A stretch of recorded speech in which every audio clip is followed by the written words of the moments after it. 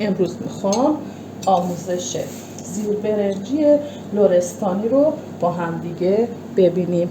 پس تا آخر همراه هم باشین با آموزش زیر برنجی لری، یه غذای پرطرفدار و خیلی خوشمزه از مردم خوب لرستان. این غذا برای مراسم‌ها به خصوص عروسی‌هاشون درست میشه و خیلی هم خوشمزه هستش. لایک و سابسکرایب به کانال فراموشتون نشه. مواد لازم برای زیر برنجی لری یا بز برنج: برنج لازم داریم 3 پیمانه، گوشت لازم داریم که من اینجا از گوشت ماهیچه گوسفندی استفاده کردم و رسیپی اصلیش از گوشت بز استفاده میکنن چون گوشت بز چربی کمتری نسبت به گوشت گوسفند داره و رایج‌تره توی مراسماشون تا از گوشت بز استفاده کنن، ولی من از گوشت گوسفند استفاده کردم، ماهیچه به مقدار 500 گرم. از روغن کرمانشاهی حتما برای طبخ این غذا استفاده کنید چون مزه‌شو واقعا محشر میکنه. زرشک 3 قاشق غذاخوری، آب 1 لیوان، نمک، فلفل، زردچوبه و 1 تکه چوب دارچین، 2 عدد لیمو عمانی. من لیمو عمانیامو از قبل داخل آب داغ انداختم تا تلخیش گرفته بشه.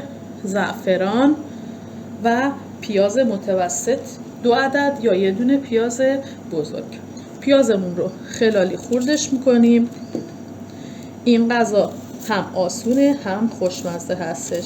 بهتون توصیه میکنم حتما این غذا رو امتحانش کنید. بز برنج یا همون زیر برنجی لری همون چلو گوشت خودمونه، با این تفاوت که ما گوشت رو بعد از آماده شدن زیر برنج میذاریم و به همون صورت طبخش میکنیم. لرستانیای عزیزمون توی مراسم‌ها و مهمونیاشون علل خصوص عروسی از این غذای خوشمزه استفاده میکنن. اونو از گوشت بز استفاده میکنن. گوشت بز چربی کمتری داره.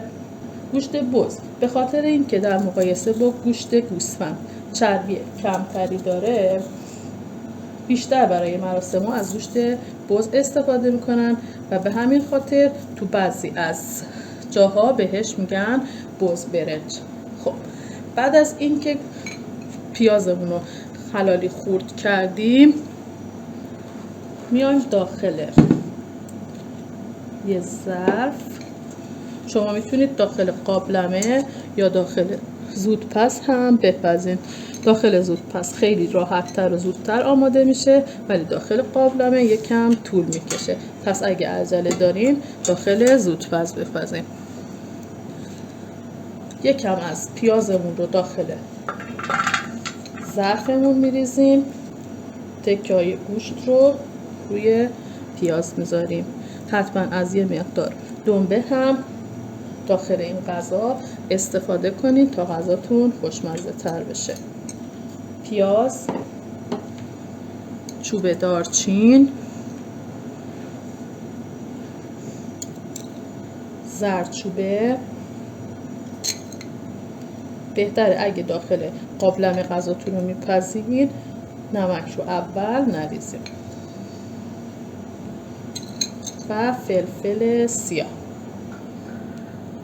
به همراه آب رو اضافه میکنیم و میذاریمش روی حرارت به مدت 3 تا 4 ساعت. این غذا جا داره تا کاملا پخته بشه. آب زیادی داخل غذاتون نریزین و بذارین غذا با حرارت کم و مدت بالا کامل بپزه. بعد از اینکه پیاز، گوشت، دارچین و زردچوبه و فلفل رو اضافه کردیم به همراه آب در ظرف رو میذاریم و حدود 3 ساعت اجازه میدیم تا گوشتمون آروم بپزه. اواسط پخت بهش زعفران و لیمو رو اضافه میکنیم. اول حرارت رو زیاد کنید تا آب داخل ظرفتون به جوش بیاد. بعد از اون حرارت رو کم کنید و حدود 3 ساعت بذارین آروم بپزه. اگه خواستین داخل زودپز بریزین 1 ساعت که گوشتتون داخل زودپز پخت در زودپز رو باز کنید، بهش زعفران و لیمو اضافه کنید و اجازه بدید 1 ساعت دیگه گوشتتون کامل بپزه. من اینجا در ظرف رو میذارم و اجازه میدم به جوش بیاد. زمانی که به جوش اومد حرارت رو کم میکنم و اجازه میدم حدود 3 ساعت بپزه. برای درست کردن زرشکم من زرشکم رو 5 دقیقه داخل آب سرد میذارم تا کاملا شن ریزه اگه داره شسته بشه. بعد میشورم، داخل سبد میریزم، روی یه دستمال خشک میکنم و بعد سرخش میکنم. زرشکتون رو زیاد داخل آب نذارید تا آب تو بافت زرشکتون نره. خب بعد از اینکه زرشک رو از آب کشیدم داخل یه دستمال میذارم و آروم آب اضافه زرشک رو با دستمال میگیرم. به هیچ عنوان زرشک خیس رو داخل تاوه نریزیم و تو این لحظه هم لازم نیست فشار زیادی رو زرشک بیاریم، همین که آب زرشک گرفته بشه کافیه. خب به این صورت زرشکمون تمیز و خشک شد. حالا میریم سرخش کنیم. خب برای سرخ کردن زرشک من اینجا یه مقدار روغن کرمانشاهی ریختم. شما میتونید از کره هم استفاده کنین. بهتره با کره یا روغن کرمانشاهی سرخ کنید تا عطر و مزه بهتری داشته باشه.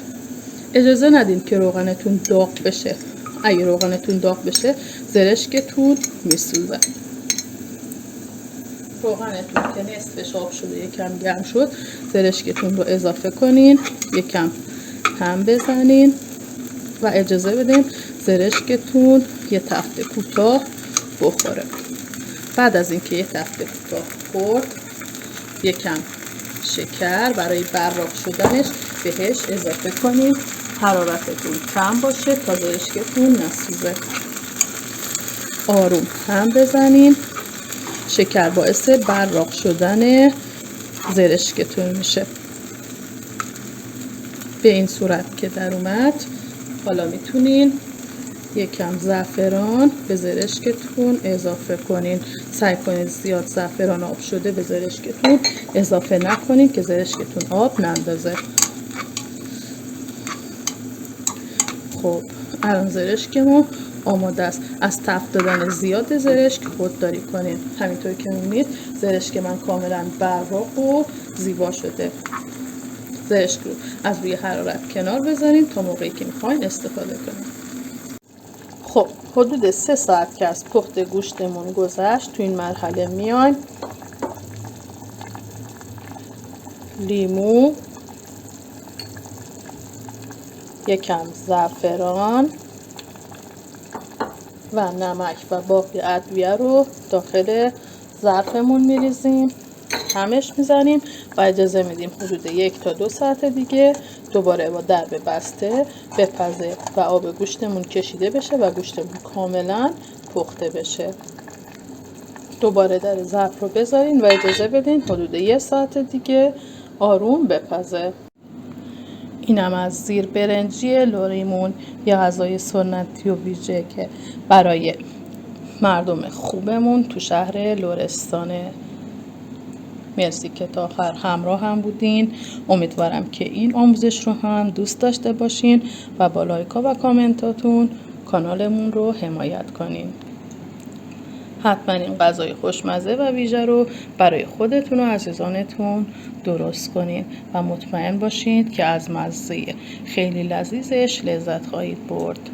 خوردن این غذا با دست توی لرستان مرسومه و خیلی هم خوشمزه هستش. گوشت این غذا کاملا پخته و نرمه. بهتون پیشنهاد میدم این غذای عالی رو برای خودتون و عزیزانتون درستش کنین. داخل پیجم کلی آموزش های سنتی و اصیل هستش که با مراجعه به اونا میتونید بهترین و اصیل ترین غذاهای ایرانی رو درستش کنین. اگه شما هم غذای اصیل و سنتی دیگه ای دوست دارین حتما بهمون تو کامنت ها بگید تا با هم دیگه درست کنیم.